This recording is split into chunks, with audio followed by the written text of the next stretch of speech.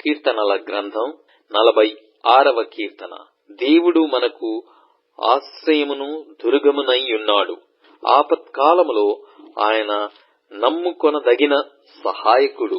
కావున భూమి మార్పు నొందినను, నడి సముద్రములలో పర్వతములు మునిగినను, వాటి జలములు ఘోషించుచు నురుగుగట్టినను, ఆ పొంగునకు పర్వతములు కదిలినను మనము భయపడము. ఒక నది కలదు, దాని కాలువలు దేవుని పట్టణమును, సర్వోన్నతుని మందిరపు పరిశుద్ధ స్థలమును సంతోషపరచుచున్నవి. దేవుడు ఆ పట్టణములోనున్నాడు, దానికి చలనము లేదు. అరుణోదయమున దేవుడు దానికి సహాయము చేయుచున్నాడు. జనములు ఘోషించుచున్నవి, రాజ్యములు కదులుచున్నవి. ఆయన తన కంఠధ్వని వినిపించగా భూమి కరిగిపోవుచున్నది. సైన్యములకధిపతియగు యెహోవా మనకు తోడయ్యున్నాడు. యాకోబు యొక్క దేవుడు మనకు ఆశ్రయమయ్యున్నాడు. యెహోవా చేసిన కార్యములు వచ్చి చూడుడి. ఆయనే భూమి మీద నాశనములు కలగజేయువాడు.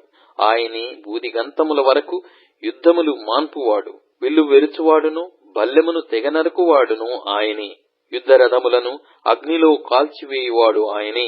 ఊరకుండుడి, నేనే దేవుడనని తెలుసుకొనుడి. అన్యజనులలో నేను మహోన్నతుడనగుదును, భూమి మీద నేను మహోన్నతుడనగుదును. సైన్యములకధిపతియగు యెహోవా మనకు తోడయ్యున్నాడు. యాకోబు యొక్క దేవుడు మనకు ఆశ్రయమయ్యున్నాడు.